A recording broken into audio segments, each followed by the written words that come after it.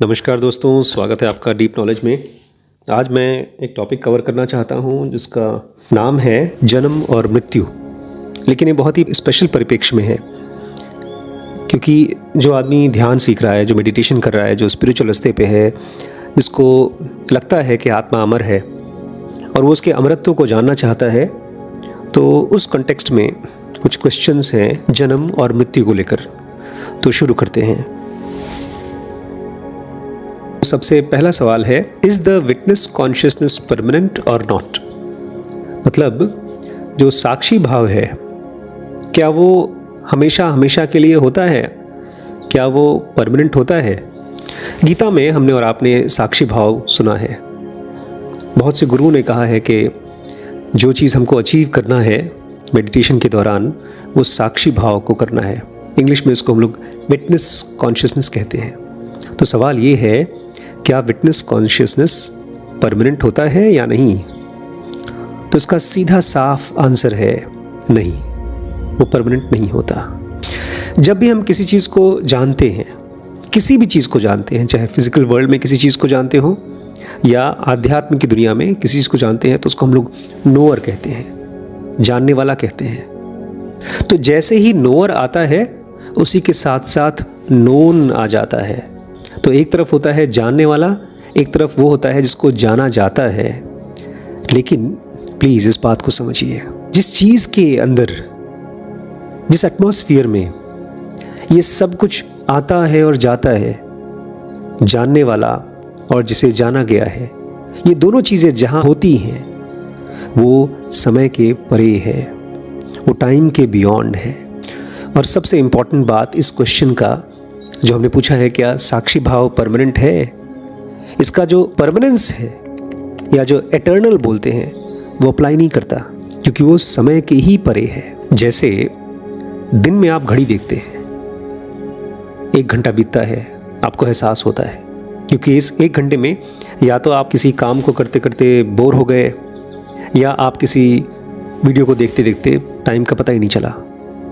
लेकिन जैसे ही आप दूसरी दुनिया में जाते हैं, फिलहाल तो आप सपने की दुनिया में जाते हैं, नींद में जाते हैं, वहाँ पर 1 घंटा पता ही नहीं चलता। वहाँ पर आप रात भर 8-8 घंटे सोते हैं, पता ही नहीं चलता। और ये तो अभी इसी दुनिया की बात हो रही है, इस फिजिकल वर्ल्ड की बात हो रही है। लेकिन जो तुरिया की स्थिति है, बियॉन्ड की स्थिति है, उसमें टाइम कैसे अप्लाई हो सकता है? दूसरा सवाल है, in sleep there is neither the knower nor the known. What keeps the body sensitive and receptive? कि जब हम सोते हैं उस समय ना ही तो नोअर होता है, ना ही तो नोन होता है, ना ही तो जानने वाला होता है, ना ही तो ये दुनिया की चीज़ इसको जानी जाती है वो होता है। तो उस समय हमारे शरीर को कौन सी स्थिति है, कौन सी चीज़ है जो रिसेप्टिव रखती है, सेंसिटिव रखती है, जिंदा रखती है? इसका आंसर जानने के लिए दोस्तों आपको थोड़ा सा अपने मन को ठहराव देना पड़ेगा, उसको शांत होने देना पड़ेगा। क्योंकि अगर बॉडी सेंसिटिव है सोते समय, तो कोई चीज़ तो जिंदा है, कोई चीज़ तो जग रही है। हम ये तो नहीं कह सकते कि हम पूरी तरह से बेहोश थे। हाँ, हमको आभास नहीं था बॉडी की सेंसिटिविटी का, लेकिन किसी न किसी चीज़ को तो आभास था। नींद के समय खाली जो हमारे साथ होता है वो 2 चीज़ें होती हैं, एक तो चीज़ों का और दूसरा विचारों का। दोनों का एक्सपीरियंस नहीं होता है।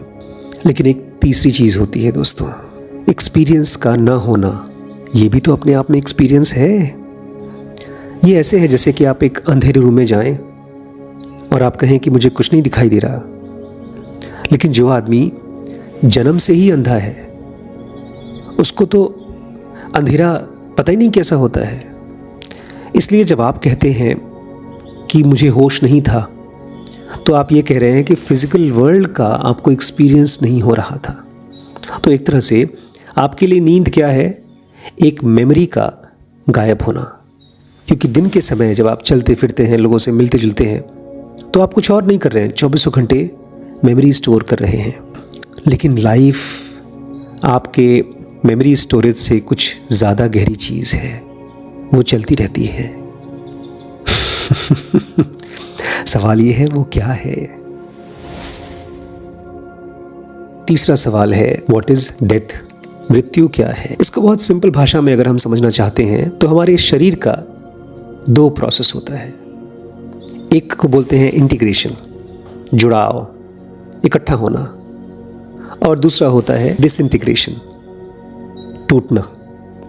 लेकिन इसको इमोशनली मत देखिए, इसको ऐसे देखिए जैसे एक स्टेज होती है जिसमें आप कपड़े पहनते हैं।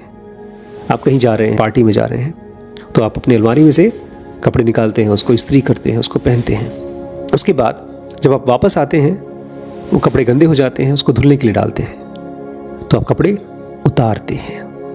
तो शरीर में एक स्टेज होती है जिसमें शरीर इकट्ठा होता है, और एक दूसरा फेज होता है जिसमें शरीर टूटता है, डिसइंटीग्रेट होता है। तो डेथ का प्रोसेस केवल एक डिसइंटीग्रेशन का प्रोसेस है। इसलिए बहुत इमोशनल होने की ज़रूरत नहीं है। आपका नज़दीकी से नज़दीकी इंसान भी अगर अपने शरीर को छोड़ रहा है तो बस वो कपड़े उतार रहा है, शरीर रूपी कपड़ा।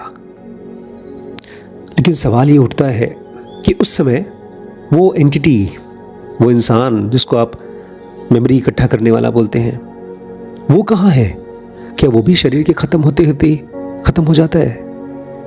हाँ, एक तरह से कह सकते हैं जैसे ही शरीर आता है, शरीर के साथ शरीर को जानने वाला या शरीर की मेमोरीज़ को इकट्ठा करने वाला वो भी आ जाता है, और जैसे ही शरीर जाता है उसको जानने वाला भी चला जाता है।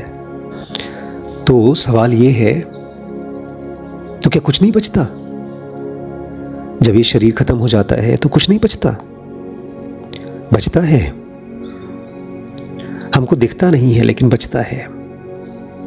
वो हमारे अनुभव का पार्ट नहीं है लेकिन बचता है।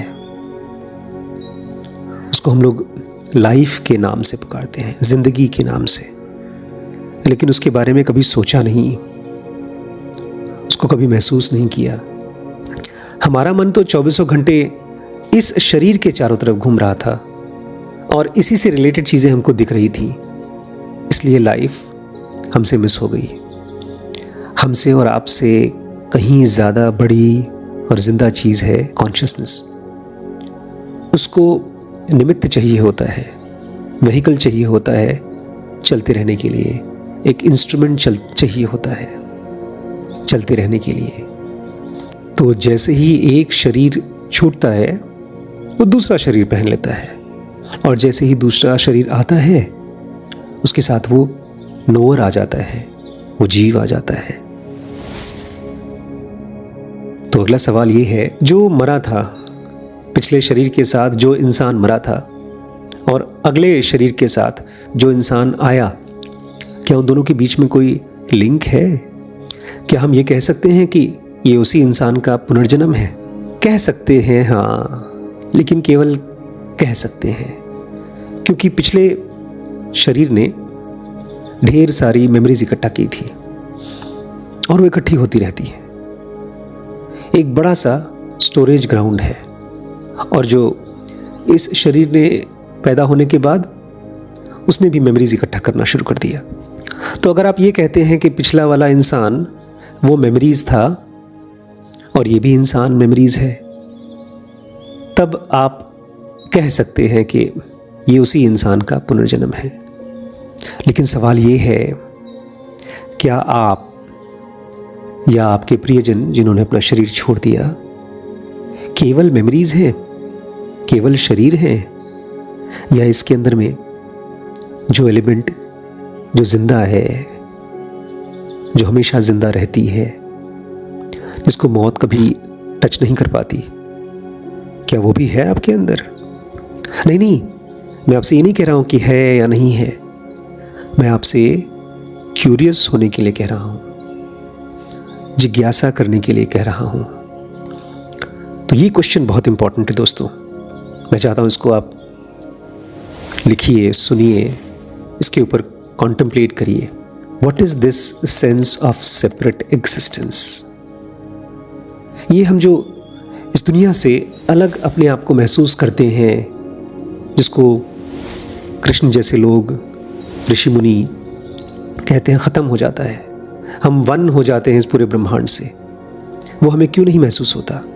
हम क्यों दुनिया से अलग थलग अपने आप को महसूस करते हैं? What is this sense of separate existence? ये बड़ी कमाल की चीज़ है दोस्तों। एक टॉर्च होता है, उस टॉर्च में लाइट जलाते हैं और दीवार पे फेंकते हैं तो पूरी दीवार पे रोशनी बिखर जाती है। लेकिन मान लीजिए आपने उस टॉर्च के सामने एक आकृति बना के, एक फ़ोटो काट के कागज़ का चिपका दिया और उसमें बीच बीच में कहीं कहीं जगह है, खाली जगह है, तो उस खाली जगह में से रोशनी दीवार पे छपेगी, लेकिन रोशनी अंदर टॉर्च में तो पूरी निकल रही है। ठीक ऐसे ही जब हम या आप कोई शरीर धारण करते हैं तो उस शरीर की वजह से एक रियलिटी, एक कॉन्शियसनेस एक शरीर की तरह दिखाई देती है। और दुनिया का सबसे बड़ा कंफ्यूजन, सबसे खतरनाक कंफ्यूजन क्रिएट होता है। एक शरीर के रूप में हम दो चीज़ों को एक साथ देखते हैं, अनलिमिटेड और लिमिटेड। इन दोनों को हम एक साथ देखते हैं और कंफ्यूज कर जाते हैं। इसलिए तो कृष्ण जैसे लोगों को जब अर्जुन से बात करते हैं तो बार बार बताना पड़ता है कि अर्जुन, ये शरीर मैं नहीं हूँ, इसके अंदर कोई ऐसी एंटिटी है जो अनलिमिटेड है, जो आत्मन है, वो मैं हूँ। लेकिन उसे जानने का तरीका, इस कन्फ्यूजन को ख़त्म करने का तरीका, कौन सा कन्फ्यूजन?